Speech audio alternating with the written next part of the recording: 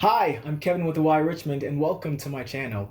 If you're coming back, welcome back, my friend. You're probably used to seeing me do song association challenges, but this is not one of those. If you tuned in to my channel intro Q&A video, which if you haven't, you should totally watch. It's very good. You heard me talk about how sometimes I'm going to mix up the song association challenges with some vlogs here and there. So this is one of those moments. All right, you read the title, or maybe you didn't, you just clicked the thumbnail and came on over. Either way, welcome. Glad to have you. I'm going to talk about how I got my songs in a Netflix movie. Just to say this first off, this is not a how-to video. I'm not an expert in this. This was my first time doing this, and it's just like an anecdotal situation that I wanted to share with you. I feel like there probably is some educational stuff towards the end of the story that's more common with how things are done with placing songs in movies. But yeah, I feel like there are a lot of resources that can tell you how to like get in touch with music supervisors or what they're looking for or how to format songs the way they want them, but this is not it at all. I do know a music supervisor.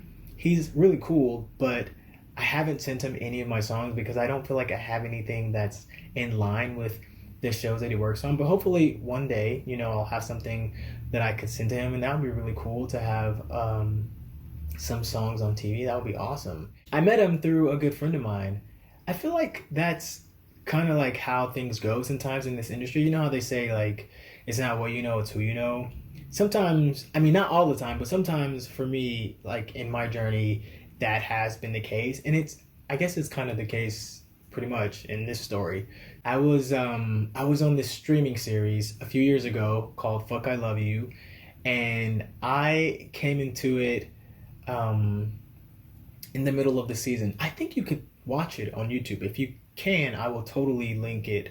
But yeah, I came in, my character was introduced in the middle of the season, but I feel like my favorite episodes are like 9 and 10 or 8 and 9.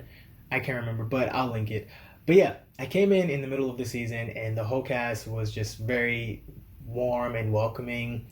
The director was really cool. He was always very clear and very supportive, and made me feel like I had space and was safe to do the things that I needed to do in the scene. I had like a lot of emotional scenes. My character was like coming out to his dad. So it was very intense a lot of the times, but I felt taken care of. So that was awesome. The actor who played my dad, phenomenal.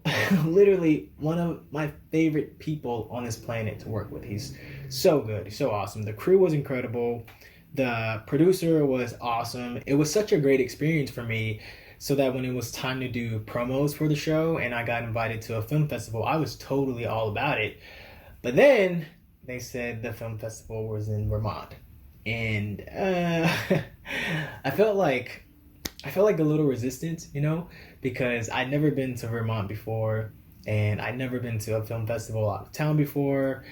It just seemed like I had stuff with my day job that I would have to take care of and make arrangements. It was like a week. I feel like there were so many reasons that my brain was giving me to say no. But something in my soul was like, just say yes, and just go. So I did.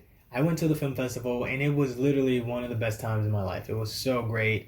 I met so many awesome people there, some that I'm still friends with to this day, and everyone was just so creative and so supportive of the show. We ended up winning Best Ensemble, but not just the show, but like of me too, and of my progress as an actor. I ended up having to do a very, very last minute self-tape audition for Moonlight while I was there. And there were so many people who were just so down to try to help me make it happen, and did help me make it happen. I was so grateful. I learned a lot from that festival, but I think from that whole experience, one of the biggest things that I learned was just literally just to say yes. Say yes and do things that may seem a little bit out of your comfort zone, because you never know what will happen. So flash forward to a couple years later, last year. Oh wait, my brain just acknowledged 2020 chronologically as last year for the first time. Usually when I say last year, I mean 2019, but this time I actually do mean 2020. I know that doesn't mean anything to you, but for me, this is growth, and I'm grateful. Anyway, so early last year, my friend hit me up and he's like, "Hey, do you want to come have drinks? We should get together and hang out." And I was like, "Yeah, of course, let's do it. Let's catch up. It'll be great to see you." We lock in a date. It comes, ready to go. I'm getting ready, and he texts me and he says, "Hey, my dinner is running a little bit over, and actually, I'm with my old boss, and he wants to hang out one on one. Do you mind if we push things back a little bit?" And I'm like, "Yeah, no problem. Of course, not a big deal." Eventually, I head over, and my friend calls me and he says, "Hey, my old boss actually wants to hang out and have drinks with us. Do you mind if he hangs out?" And I was like, "No, not at all. I actually knew his old boss. I auditioned for him once. So I was like, yeah, sure, why not? The more the merrier. Let's hang out and catch up and see what everybody's doing." So we're at the bar and we're just like laughing and talking and having a good time and catching up. And the boss brings up the fact that he's working on this new movie that needs music. And without missing a beat, my friend goes, "Oh, Kevyn has an amazing voice. You should totally use some of his music in the movie." And the boss looks at me and he goes, "You sing?" And I say, "Yeah, I totally do." And then my friend again is like, his voice is phenomenal. And he just starts gassing me up like big time. And I'm just looking at him like, "Man, you're the best. I love you." And he goes, "Yeah, he has a great voice. You should sing something for him right now." And I look at him and I look at the boss and I'm just kind of like, And instantly my brain says, "No, you should not do this." It starts giving me these reasons like it's loud, you're in a crowded wine bar, he's not going to hear you, it won't sound good, right? And so I'm just like kind of hesitating a little bit, but eventually I just had to silencio Bruno and I just went for it. I just busted out singing. And the boss just stops and is just looking at me, and my buddy's just smiling and jamming along. He loves when I sing that song. And I'm singing it and I look around while I'm singing and I realize that I'm actually in a wine bar, and we're sitting in the place kind of cafeteria style sitting. So we're at a table where there's people really not too far from us, like right across from us. And there's somebody kind of like at the head of the table who's a part of another group who's right there. And I realize while I'm singing that these people have stopped and they're all looking at me too. And I start thinking, oh man, I should wrap this up because like I have this like internal battle with myself sometimes about attention seeking behavior because like I don't want to like exhibit that kind of behavior. I am an extrovert. I totally like attention. I enjoy attention. I love sharing my talents and stuff with people, but like I don't feel like I have the need to have that kind of behavior to seek attention in order to get validation, which is something I used to have, but I feel like I've grown out of that, so I don't want to exhibit that behavior anymore. And now that I'm thinking about it, I'm like, why was I sitting up there judging myself so hard while I'm singing a song? But I was totally judging myself. But anyway, so I wrapped it up.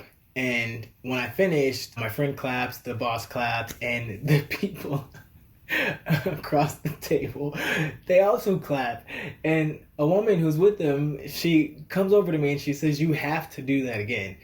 And I was like, "What?" And she said, "Yeah, my friend, let's just call her Joyce, is in the bathroom. She would love this. Please, you have to do it again."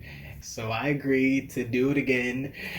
Very shortly, Joyce comes from the bathroom and her friend goes, "Hey, you have to hear this. You have to hear this." And she looks at me. And so I start singing again. This time it's probably like a little bit more extra, I'm more performative with it because they've already seen it once. I want to make it good and give them a show. And when I finish, they all clap again. Joyce gives me a hug. Like, it was crazy. And my friend, he's clapping and, beaming. He loves it when I sing that song. I was singing Diamonds by Rihanna. And the boss, he looks at me and he goes, "That was great. We have to get some of your music in the movie." And just like that, I have my songs in a Netflix movie. No, I'm just kidding. I wish it were that easy. No, no, no. He said that they were going to be having a meeting about music for the movie very soon. And so we exchanged information, and he said he would reach out to me and let me know when the meeting was. A couple of weeks later, he reached out to me. He said that they were having a meeting the next day. Could I come? I said, yes, of course, I can come. So I drove there. I walked into his office, and there's probably like maybe 3 or 4 other songwriter, producer people in there, and I'm the youngest person in there, and they've all worked with him before on different projects. They've provided music for his other films, and man, I felt like so honored being a part of this like really small select group of people. It was amazing. And so the boss just kind of like tells us about the movie, tells us a little bit what they're looking for, like the tone and the vibe of everything, and then he has us go around and introduce ourselves to each other. And like, man, it was like, oh, hi, I'm so-and-so, I have this many Grammys, or hi, I composed music for this award-winning film, or hi, I just recorded with this Grammy award-winning artist last week. And then they get to me, and I'm just like, hi, I'm Kevin with the Y. Welcome to my, no, I was just like, hi, I'm Kevin with the Y, and I have videos on YouTube. I don't even think I had some videos on YouTube at the time, but basically I just was like very much the newbie, but they were all like very supportive and totally like willing to collaborate. Like if some people could offer this type of style of writing or this type of song, and you wanted to collaborate, they were totally down for it. So that was a very warm and like welcoming spirit that I was really genuinely grateful for. So after that, we ended up going to meet the music director, who was in like this editing bay.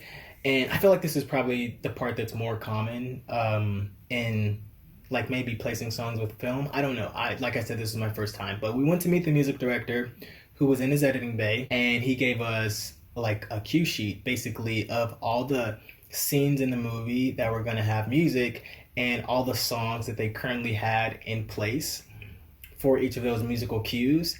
And then there was like another column that had notes, like this song is definitely in the movie, this song we want, but we don't know if we are going to be able to get it. And then like this is a song that's just a placeholder for right now. So then he starts up the movie, and as it's starting, he lets us know that like any of the songs that are on the cue sheet that are like placeholders or that are maybes, just let us know if we have any songs that are similar to that or that could fill that space if possibly needed, right? So then we watched the movie, and like these people, like I said, they've worked with him before, and I think probably because they were primarily musicians, like as soon as we hit like the scenes like that needed musical cues, like they were just like, oh yeah, I got this, I got that, I got this. And I'm sitting there and I'm just kind of like, I mean, I wasn't like overwhelmed or intimidated at all, but since I'm primarily an actor, like my musical catalog is not at the forefront of my mind. So like, I wasn't like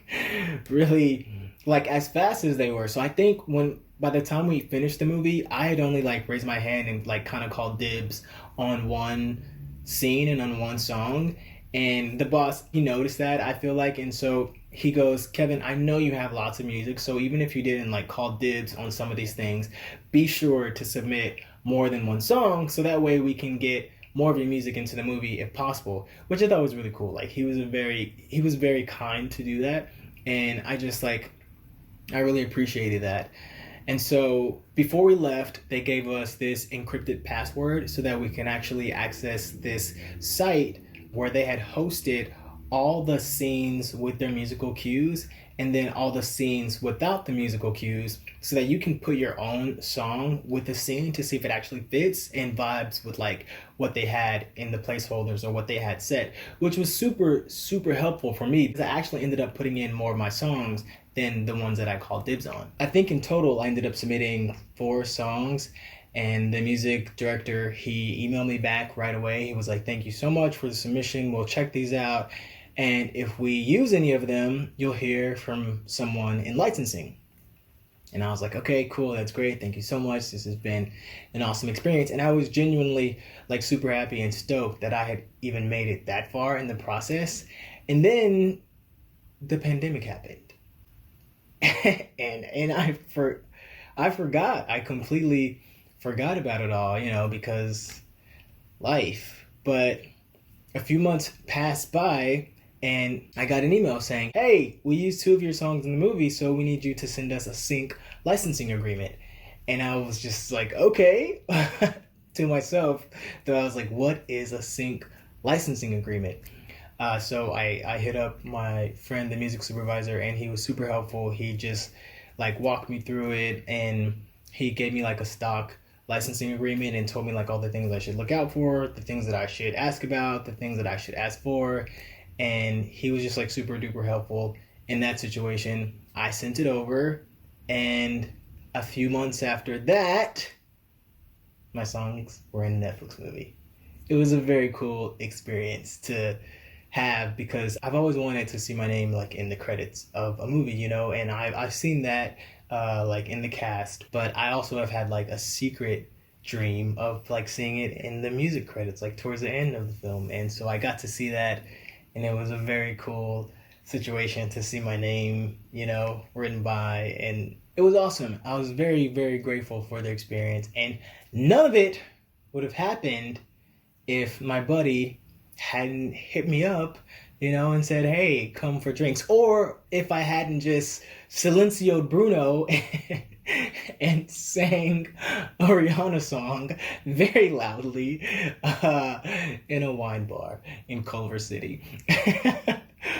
But like, I think like that's the thing, you know, like I just had to seize the moment, and I'm so glad that I did seize the moment. I feel like sometimes or at least for me, my brain can just like tell me 1,000 reasons why, like no, no, no, no, no, no, no. But really, I strive to just like lovingly, but as loudly, just say yes, yes, yes, yes, yes. It's like you never know what opportunities lie ahead of you if you just like seize the moment and take advantage of the situation. That's it. If you're still watching this, I love you. Thank you for tuning in and joining me on this journey of storytelling.